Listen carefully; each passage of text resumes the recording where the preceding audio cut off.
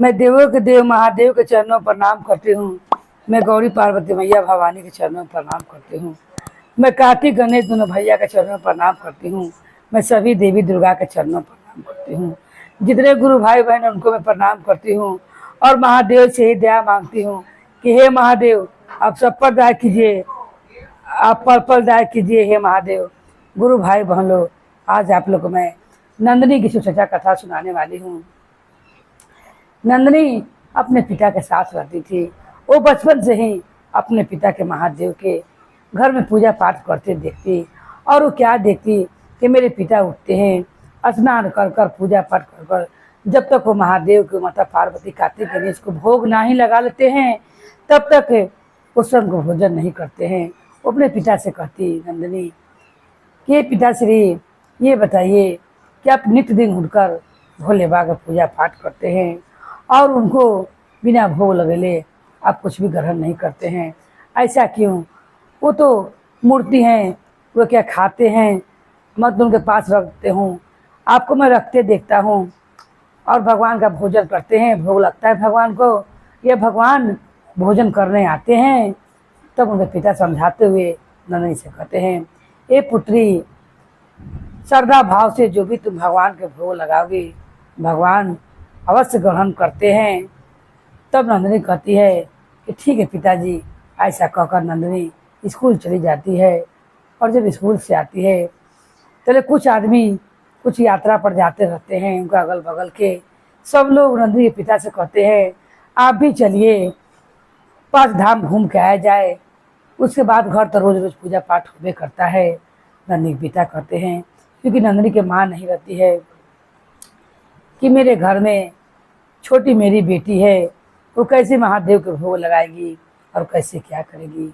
इसीलिए मैं सोचता हूँ जब नंदिनी 12 हो जाए तब मैं तीर्थ धाम करूँ। मगर सब लोग कहते हैं कि आप उसे बता दीजिए, इतना तो नॉलेज है, क्योंकि रोज रोज देखती है आपको करते, इतना आप बता दीजिए कि कैसे पूजा पाठ किया जाता है, आपकी पुत्री वैसे ही करेगी। और नंदिनी से बुलाकर बगल के जरूर कुछ रहते हैं गुरु भाई लोग कहते हैं कि बेटी हम लोग किसी धाम पर जा रहे हैं, 5 धाम पर, तुम्हारे पिताजी को ले जाना चाहते हैं, क्या तुम अपने महादेव के पूरा परिवार को संभाल लोगी और उनका अच्छे से ध्यान रखोगी? नंदिनी कहती है हाँ पिताजी, आप निफिक्र होकर जाइए, मैं महादेव का पूरा परिवार का ध्यान रखूंगी और उनको मैं टाइम से भोग भी लगा दूंगी। तब उनके पिता कहते हैं पुत्री, एक दिन भी बिना भोग के महादेव को नहीं रखना। वो कहती हैं ठीक है। और उतने में 5 धाम के लिए नंदिनी के पिता निकल जाते हैं।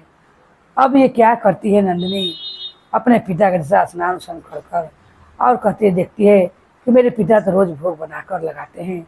वो भी नंदिनी क्या करती है कि अच्छे से खीर बनाती है और बनाकर महादेव के मेवा में स्टैंड डालकर महादेव के आगे रख देती है और कहती है हे प्रभु, हे महादेव, पूरा परिवार खा लीजिए कि मैं भी कुछ खा लूँ। ऐसा कहकर नंदिनी बैठ जाती है। उसे एक दिन भर दिन लग जाता है वहाँ बैठे हुए घर के मंदिर में, मगर भगवान भोग स्वीकार नहीं करते हैं। तब माता पार्वती कहती है महादेव से कि हे प्रभु, ये नंदिनी तो बहुत नादान है, नंदिनी नाम भी है और नादान भी है। देखिए ये सोच रही है कि आप भोग जब कर लीजिएगा तब ये खाएगी, आपको कुछ करना पड़ेगा। तब महादेव कहते हैं इसको पिता हम लोग पूरा परिवार को देखभाल करने के लिए गए हैं, अब मुझे ही लगता है कि हम लोग के ही नंदिनी को देखभाल करना पड़ेगा, क्योंकि वो छोटी सी बच्ची वो तो भोग बना कर रख दे रही है और कह रही कि आप खाइएगा तभी हम लोग खाएंगे।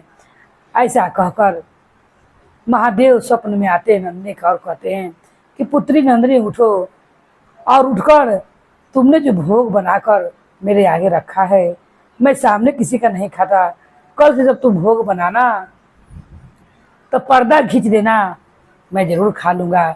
ये बात नंदिनी जब स्वप्न से उठती कहती है कि हे महादेव, आपने बताया, अपने भी नहीं खाया और मुझे भी नहीं खाने दिया, अगर ये बात आप मुझे पहले कह देते कि मुझे पर्दा से घेर दो तब मैं भोजन करूँगा, तब मैं कल ही ऐसा कर देती, मैं तुरंत भोग बनाकर दूसरा भोग लगाती हूँ और आपको पर्दा से घेर देती हूँ। तुरंत नंदिनी खीर का भोग बनाती है में मिष्ठान डालकर एजा कार्तिक गणेश कहते हैं। बहुत अच्छा सुगंध आ रहा है। आज तक लगता है कि भर पेट भोग हम लोग को मिलेगा। और नंदनी बनाकर पंखा में रखकर सिरवा कर और प्रभु को आगे ले जाकर रख देती है। जब आगे ले जाकर रख देती है और पर्दा को लाल पर्दा को दोनों पर से खींचकर बंद कर देती है। उतने में नंदनी द्वार पर बैठकर देखती रहती है कि भगवान खाएं तो मैं भी खाऊं। अब वो कुछ देरी के बाद पर्दा हटाने क्या देखती है कि थाल में सारा खीर खत्म है, थाल में कुछ भी नहीं है। नंदनी कहती है, हे महादेव बताइए, आप 2 दिन के भूखल थे, आप उस दिन पिताजी गए, उस दिन पिताजी भी गए, तो आप उतना अच्छा से नहीं भोग खाएं और आज आपने भोग मेरे हाथ का सब खा लिया। ऐसा कहकर नंदनी फिर भगवान को पर्दा खींच देती है और कहती है कि सोने के लिए भी बता दीजिए, क्या मुझे पर्दा खींचना पड़ेगा। और ऐसा कहकर बर्तन उठाकर ले जाती है और उसी छिपा में अपने लिए जो बचा रहता है उस छिपा से थोड़ा सा खीर का दाना निकालती है और निकाल कर उसी खीर मिलाकर प्रसाद को अपने खाती है। खा कर उसे पिताजी आते ही यात्रा प्रसाद कहते हैं कि बेटी, तुमने शिव जी के पूरे परिवार को ध्यान रखा, अच्छा से उन्हें भोजन करवाया और उनका अच्छा से आरती मंगल किया। नंदी कहती, पिताजी मैं स्नान कर कर और आपके महादेव के परिवार को अच्छा से खीर बनाकर खाया और प्रभु ने खा भी लिया। ये सुनकर नंदी के पिता विश्वास कर लेते हैं और कहते हैं कि हे प्रभु, मेरे घर में मेरी बेटी साक्षात लक्ष्मी है। हे प्रभु, जो मैं तीर्थ धाम पर आपको खोजने के लिए निकला हुआ था, आप तो स्वयं मेरे घर पर ही पधार दिए और मेरे पुत्री के बनाया हुआ हाथ का खीर आपने भोग खाया।